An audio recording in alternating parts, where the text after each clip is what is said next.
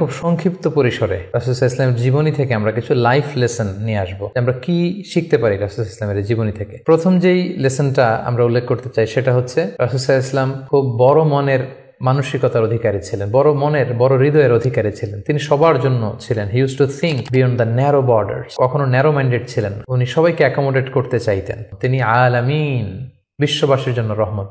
He is for all and his teaching is for all.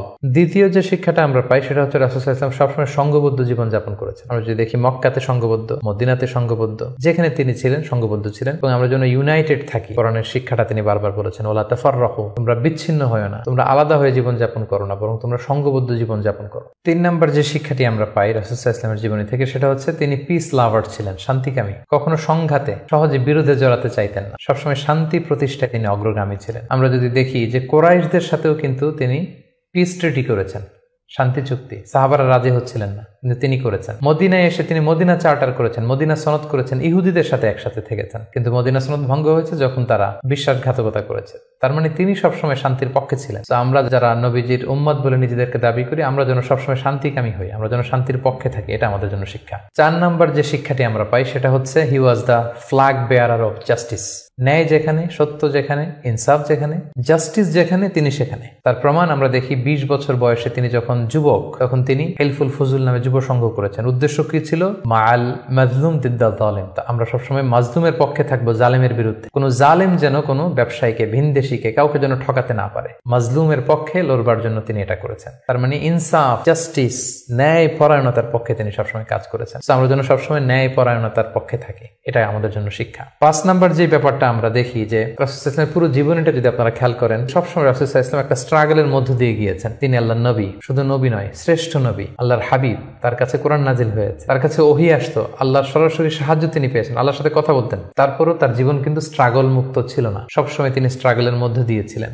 আমরা একটু struggle করলে হতাশ হয়ে পড়ি, একটু বিপদে পড়লে হতাশ হয়ে পড়ি। আমরা যদি রাসূলের জীবনী দেখি তাহলে আমরা বুঝতে পারবো না, হতাশ হওয়া যাবে না, ধৈর্য ধারণ করতে হবে। কারণ struggle is the part of our life. আমার নবী স্ট্রাগল করেছেন, তিনি সংগ্রাম করেছেন। সো সংগ্রাম আমাদের জীবনের অংশ।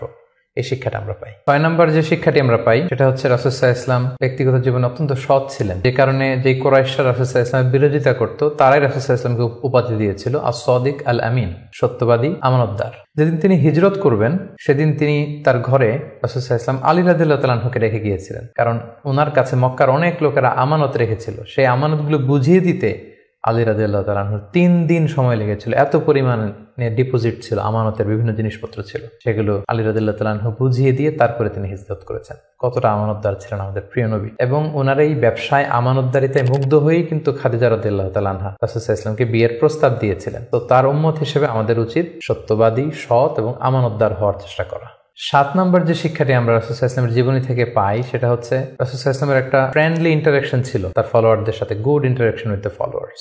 আমাদের অনেক লিডারদের মধ্যে একটা বসি ভাব থাকে যে আমি সব জানি, আমার ফলোয়াররা কিছুই জানে না, আমার টিমের লোকেরা কিছুই জানে না। না, রাসূল সাল্লাল্লাহু আলাইহি ওয়াসাল্লাম এটা করতেন না। কারোর কাছ থেকে কোনো ভালো কনসালটেশন, কোনো পরামর্শ আসলে পলিসি মেকিং এ তাদের কথাও তিনি রাখতেন। সুবহানাল্লাহ, এটা একটা গুড লিডারের বৈশিষ্ট্য। 8 নম্বর যে শিক্ষাটা আমরা পাই সেটা হচ্ছে রাসূল সাল্লাল্লাহু আলাইহি ওয়াসাল্লাম হেভিলি ফোকাসড ছিলেন তার মিশনে। সেই যে মক্কায় তিনি তাওহীদের বাণী প্রচার করতে শুরু করেছেন, রিসালাতের বাণী প্রচার করতে শুরু করেছেন, আখিরাতের কথা মানুষকে প্রচার করতে শুরু করেছেন। তার যে দাওয়াতের ফোকাস, এই ফোকাস থেকে কোনো প্রলোভন, কোনো লোভ, কোনো স্ট্রাগল, কোনো বিপদ রাসূল সাল্লাল্লাহু আলাইহি ওয়াসাল্লামকে এক চুল পরিমাণ নাড়াতে পারেনি। আমরা যদি জীবনে সফল হতে চাই আমাদের ফোকাস ঠিক রাখতে হবে। ফোকাস থেকে আমরা নড়ে গেলে কিন্তু আমরা সফলতার দেখা পাবো না।